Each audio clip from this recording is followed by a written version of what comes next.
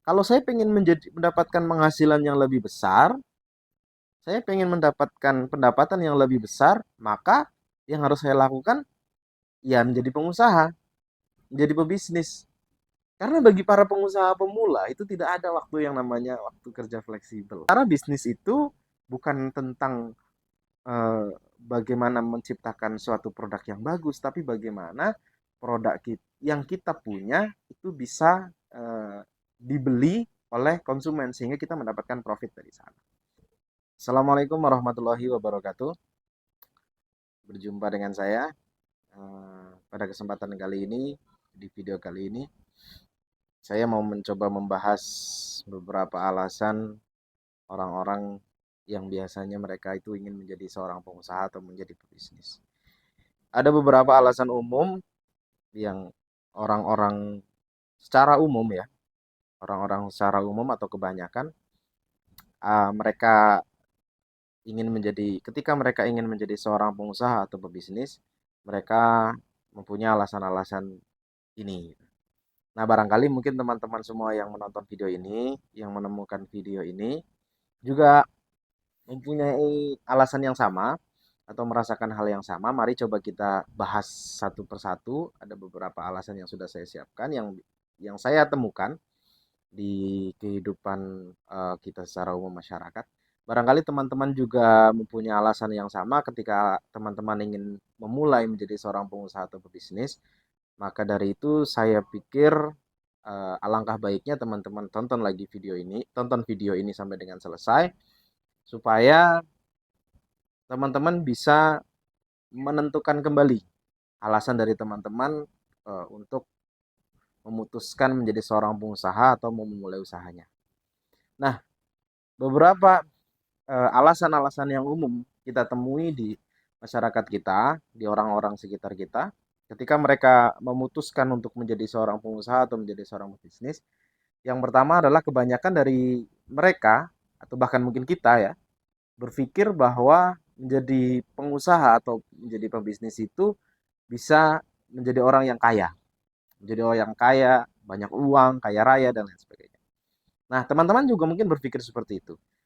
Analoginya seperti ini. Misalkan saya bekerja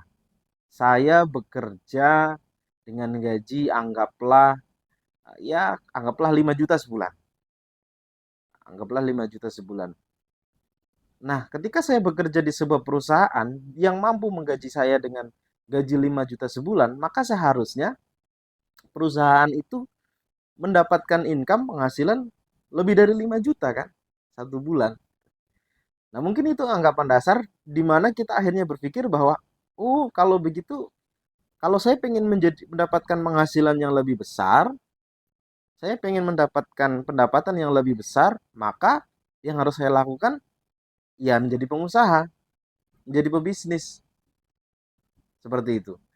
Nah, masalahnya apakah benar? Apakah benar eh, semudah itu, segampang itu?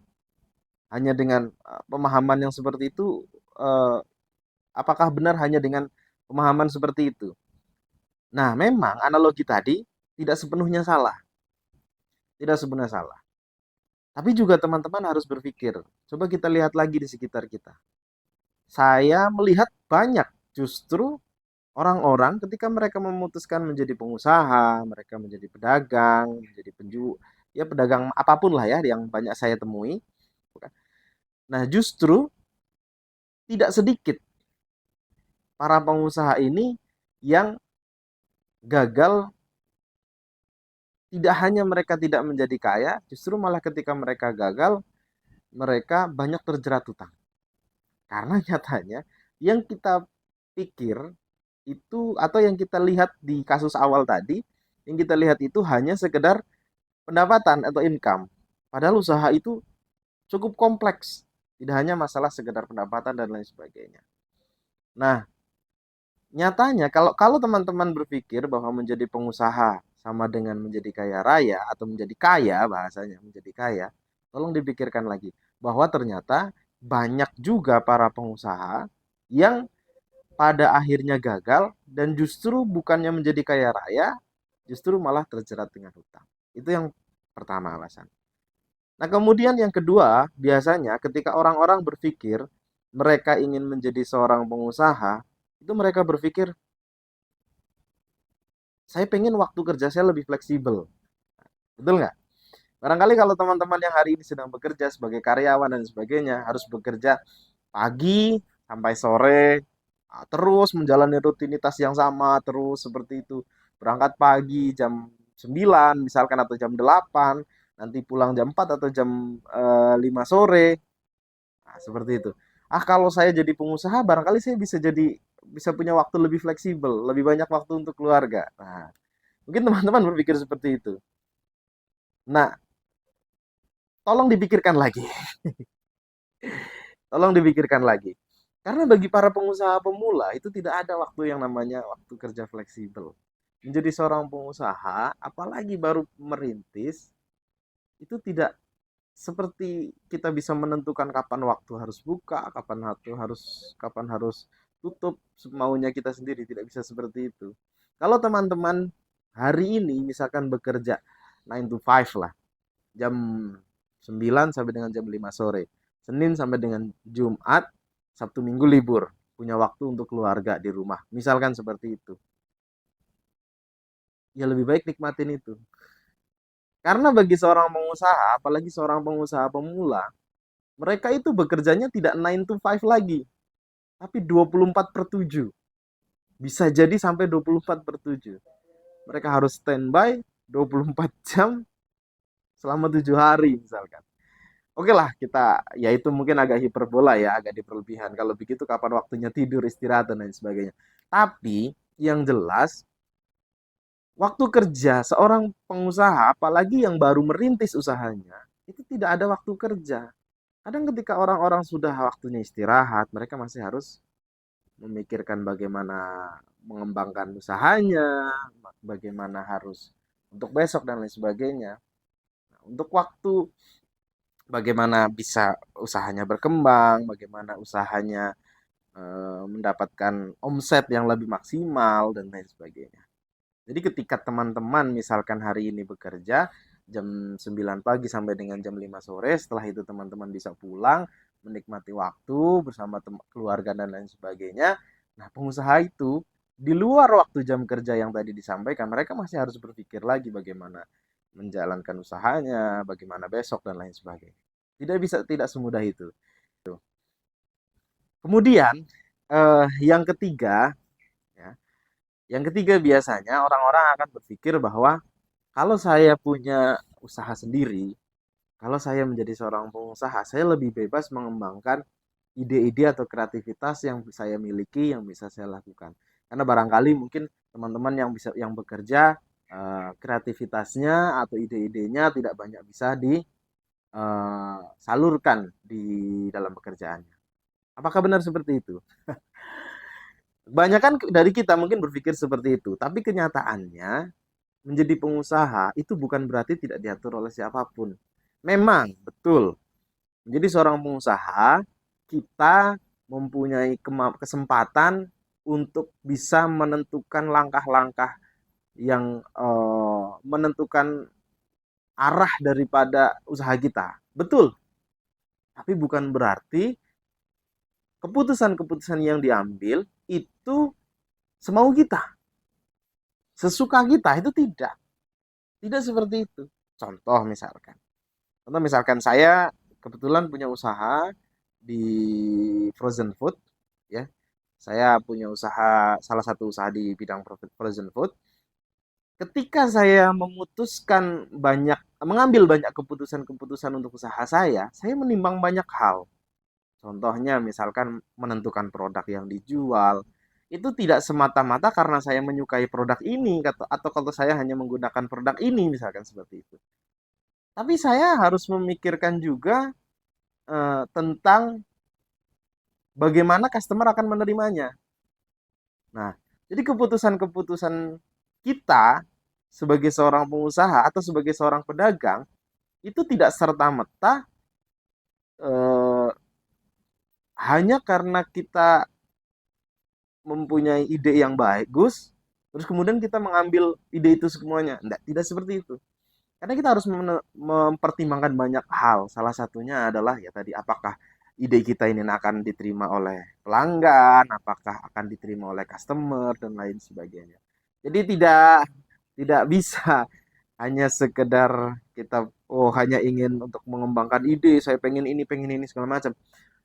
Salah satu kesalahan bisnis yang dulu saya pernah pelajarin ketika saya di Indonesian Islamic Business Forum itu adalah obsession with product. Apa itu obsession with product? Obsession with product itu adalah kita terlalu terobsesi dengan produk. Kita menganggap bahwa produk kita ini, saya punya produk, saya punya ide yang bagus dan lain sebagainya. Tapi ternyata produk kita ini ternyata tidak bisa diterima oleh konsumen. Apa gunanya kita punya produk yang bagus tapi kita tidak bisa menjual produk kita miliki, ide yang kita miliki tidak bisa kita jual kepada konsumen. Sementara bisnis itu bukan tentang bagaimana menciptakan suatu produk yang bagus, tapi bagaimana produk yang kita punya itu bisa dibeli oleh konsumen sehingga kita mendapatkan profit dari sana. Jadi kalau teman-teman berpikir bahwa dengan menjadi pengusaha teman-teman bisa bebas mengembangkan ide, tidak, saya tidak sepenuhnya menyalahkan, tapi juga kenyataannya tidak seperti itu. Jadi belum tentu ide yang kita miliki, yang kita anggap bagus, ternyata bisa diterima dengan baik oleh konsumen. Seperti itu. Nah kemudian, nah ini ketika teman-teman lagi mungkin ditanya, kira-kira uh, apa alasannya menjadi seorang pengusaha atau menjadi seorang pebisnis atau seorang pedagang? Mungkin teman-teman ingin berpikir bahwa wah, saya ingin bisa memberi manfaat untuk banyak orang. Nah, ini sebenarnya jawaban yang terlalu filosofis atau ya nggak apa-apa. Saya pun secara pribadi mempunyai pemahaman bahwa sebaik-baik manusia adalah yang paling banyak bermanfaat untuk orang lain. Ya, ya. Tapi kenyataannya untuk menjadi seorang yang bermanfaat kepada orang lain atau kepada banyak orang itu tidak harus menjadi seorang pengusaha. Tidak harus menjadi seorang pengusaha. Ya. Teman-teman bisa menjadi bermanfaat dimanapun teman-teman berada. Menjadi seorang penulis, misalkan, bisa bermanfaat dengan karya-karyanya. Menjadi seorang politikus, misalkan, politikus yang baik, itu jauh bisa lebih memberikan banyak manfaat dengan kebijakan-kebijakannya yang baik kepada masyarakat. Menjadi guru, profesi menjadi seorang guru, kalau dia menjadi seorang guru yang baik, dia bisa memberikan manfaat, pelajaran, ilmu-ilmunya kepada murid-muridnya. Atau bahkan ketika kita menjadi masyarakat biasa yang di tempat tinggal kita, kita juga bisa memberikan manfaat yang banyak. Jadi tidak harus teman-teman kalau berpikir ingin memberikan manfaat kepada orang lain, tidak harus menjadi seorang pengusaha. Jadi seperti itu. Satu tadi, dari secara keuangan, belum tentu seorang pengusaha itu uangnya banyak. Belum tentu seorang pengusaha itu ya mungkin uangnya banyak, tapi uang itu bukan uang yang bisa dia gunakan seenaknya. Satu. Yang kedua, dari segi waktu. Dari segi waktu, barangkali ketika teman-teman menjadi seorang pengusaha, justru waktunya malah habis untuk mengurusi usaha-usahanya. Terutama di awal-awal teman-teman menjadi seorang pengusaha. Ketika baru mulai merintis usaha. Pasti kalian harus mencurahkan banyak waktu kalian, ekstra waktu kalian di sana. Bahkan mungkin untuk waktu diri sendiri, untuk kemudian keluarga saja itu cukup susah untuk didapatkan. Apalagi untuk tadi, bermanfaat pada banyak orang, lingkungan, masyarakat, dan lain sebagainya. Ya, jadi seperti itu. Kalau ingin bermanfaat untuk banyak orang, tidak harus menjadi seorang pengusaha. Dimanapun kalian berada, kalian bisa menjadi manfaat untuk banyak orang. Nah, terus kemudian ada lagi pertanyaan, ada lagi alasan kenapa orang kemudian dia menjadi pengusaha atau menjadi bisnis. Apa? Ketika saya bertanya kepada seseorang, kenapa kamu mau jadi pengusaha? Dia jawab, ya saya sudah coba untuk nyari kerja di sana sini, ternyata nggak dapat kerja. Misalkan seperti itu. Nah, kalau jawabannya seperti itu, nah kemudian sudah mencoba ini dan itu ternyata ya ini adalah opsi terakhir yang mungkin bisa dilakukan. Nah, ya nggak apa-apa. Kalau teman-teman mau menjadi pengusaha, jadi pengusaha teman-teman mungkin juga ada yang merasa sudah jenuh di pekerjaannya, ingin mencoba sesuatu yang baru. Nggak apa-apa menjadi pengusaha. Tapi